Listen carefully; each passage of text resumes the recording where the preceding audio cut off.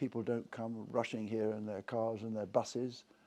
It's a quiet place with quiet people, so you can have a quiet life. And a quiet life for a writer is rather good. It's also rather lovely for bringing up a family. So that's what it is. It's the quietness, and it's genuine.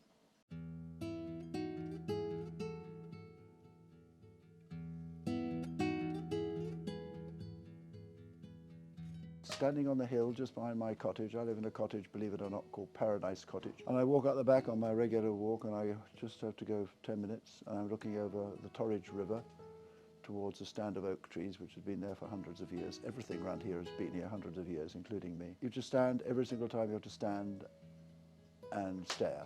It's wonderful, it takes your breath away, whatever the weather. Top of the hill, I'm not going to tell you where it is because other people will come and stand and stare too. I have two favourite walks. One is here, that walk through across fields, down through a wonderful wood to that hill, down to the river, along the river, and back up a track. Home, that's where we've been living for a long, long time. When I go to London, I love the Thames. And I've got a lovely walk I do all the way along to Hammersmith Bridge, over the Hammersmith Bridge, back along the other side of the river to Putney Bridge. And those two walks are my two favourites in the world. I used to think it was spring till we didn't have one. And also, I'm not sure it is. I think in a way autumn, because it's long and lovely here as the leaves go. Yes, you miss the swallows, of course you do, and the flowers in the woods. But there's plenty to look at.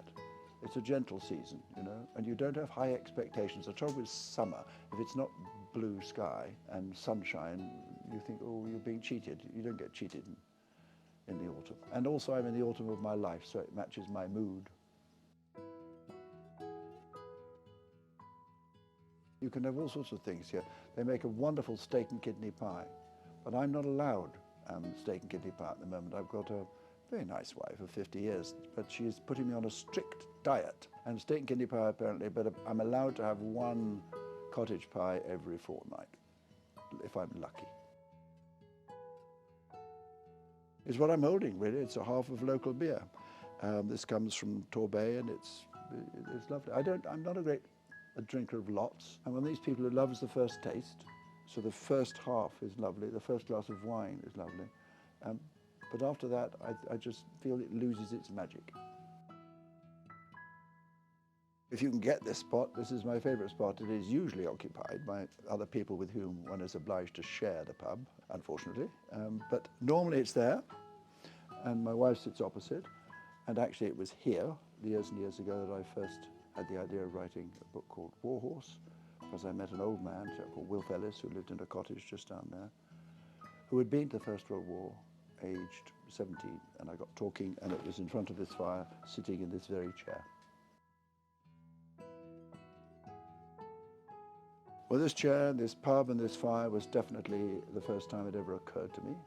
If we walk down past the village green, you can see the place where the horses were brought by the farmers to show them off to the army, hopeful that the army would buy them to take them away. That happened on the village green down here. It was from these cottages all around that many, probably a dozen young men went off to the war, and half of whom didn't come back. And then there's the school, which is very important to the young boy in the middle of the heart of War Horse, where Albert went to school, which we can see sometime, I hope, which is very important to his growing up, and indeed the church where he rang the bells. It's all here. I mean, basically the village is the film set of my story. And Joey the horse was born on a farm down the road, the farm where we live. So I could see it in my mind's eye the whole time I was writing it. So I was extraordinarily lucky. And then what really helped is that lots and lots of people here had people who'd been to the First World War, and I could talk to them about it. And so to some extent it resonates on. When there is memory, live memory of people in the family, people still talk about it. It's not just a one-day bugles and poppies, it's something a bit deeper than that. So all that helped to make the story happen.